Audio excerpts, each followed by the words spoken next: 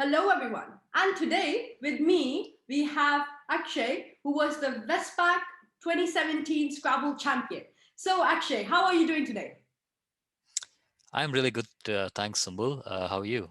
I'm good, thank you so much. So, Akshay, tell me a bit about yourself. How did you get into Scrabble? I actually started playing in the mid 1980s. My mom was one of the founders of the Bahrain Scrabble League. Uh, so Bahrain is where I grew up, along with a few other players that you might know, such as Naveen Fernando and Irfan Siddiqui. Mm-hmm. So we all started playing in the Bahrain Scrabble League around the same time, and yeah, it was a really active group of players, and we had a lot of tournaments, a lot of competitive games, and yeah, that's how I got started. That's good. So, how would you describe Scrabble in one word? Just one word. Oh, I got you there. Just one word, I'd say passion. Passion. That's good. Um, so before I jump into how we learn words, etc., I want to know what is your favorite Scrabble memory? It has to be the World Championship or the Westpac Championship that I won in 2017 in Nairobi. It was just it wasn't even a dream because I hadn't even imagined that something like that could happen. But it was, even in hindsight, it was a magical moment. I had to win my last 9 games on the trot just to qualify for the final. So that in itself was quite an achievement for me. And it was against the creme de la creme of the world's Scrabble community. And making it to the final and then winning the final was just it's hard to describe, and it's still a very special Yeah. memory for me.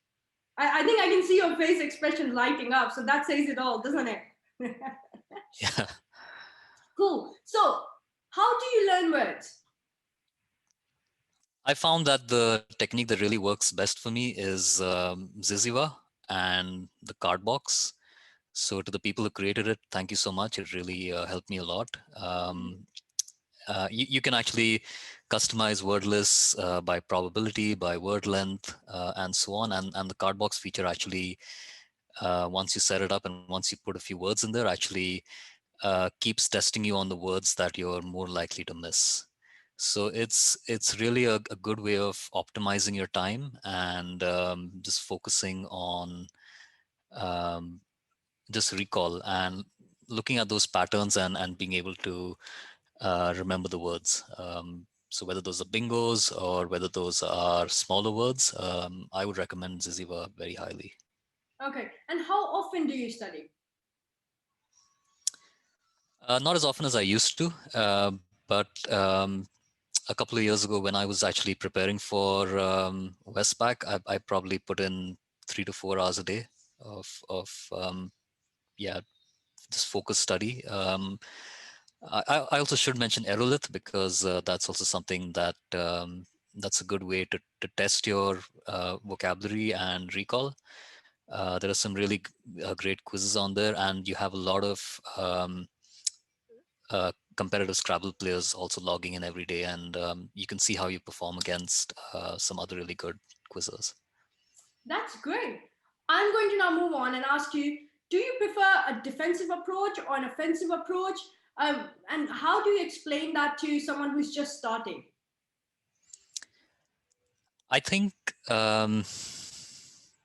in general, I believe that the more or the larger your vocabulary is, the better your word power is, the more aggressive or offensive you might be. But I don't think any of the top players are really only aggressive or only defensive. I think you need to have a blend of both approaches depending on the game situation, what the scores are, what the shape of the board is. I think a better approach really is to probably focus on finding the winningest move on every turn in the context of the game. So I think people maybe get caught up sometimes in trying to figure out whether they should play a certain way against a certain opponent. But I think in the long term, it's best to just focus on that move and just finding the right play every single turn. No, I think that's very well put. Do you, when you are playing, do you have a particular strategy that, or do you know how the person plays, so you read your opponent, or do you just go like, I'm gonna play my best? Yeah, I think it's more of the latter. You just focus on your own game, on your own strengths, and as I said, it's something that comes with experience. You do tend to get intimidated sometimes by some of the players or some of the names in front of you, but as long as you back yourself, as long as you've put in the effort, I think it's just a question of finding the right move for yourself, and not really, and just playing the game rather than the opponent. Yeah. And I think you are known for your temperament as well. You have such a calm and like cool temperament. Do you think that's a part of like strategy? It's of course an important part of the game, but what about strategy?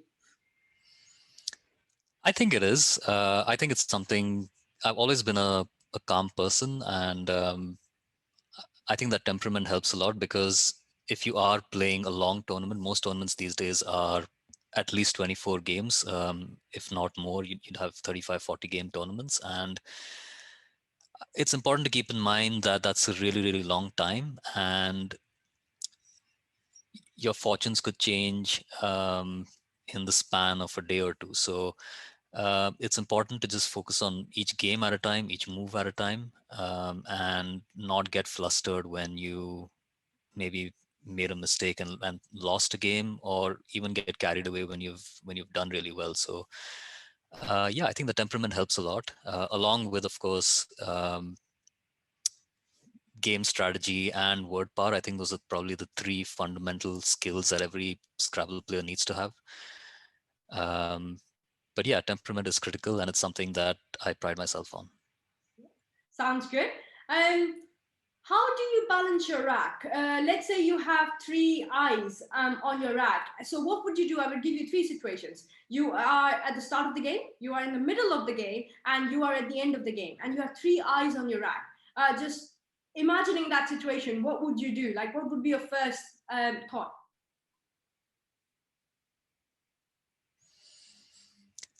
I think the modern theory is that at the beginning of the game, it's important to bingo first. So to be the first person to bingo. So if it was probably the beginning of the game, I would try and balance towards a bingo, so change if required, if I did have three eyes. But the other two situations, let's say the mid game and the end game, it would really depend on the context, on the situation of the game. Um, if it was, say, in the middle of the game and a really close board and you were ahead, and there are a lot of ifs there, so really, like I said, it depends. But you could probably play through a difficult track, maybe, you know, play off an eye here and there, and then score a few points rather than changing. And it's even more subjective at the end game because you might not have the option to change. There might not be enough tiles in the bag, and so on. But yeah, I think at the beginning I would probably change, and in the middle and the end game it would really depend.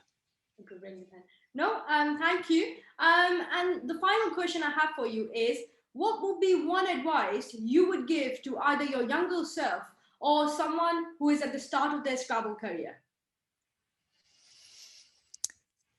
uh, it I think the one piece of advice that I would give someone would be to find out what works for them, uh, in terms of style, the approach to study, the way they might play, their attitude, and stick to it and enjoy it, because there are different approaches to doing well at Scrabble, and as long as you're able to identify what your strengths are and play to those, I think you will do well. Yeah, no, I think I appreciate that. So thank you so much, and thank you for watching.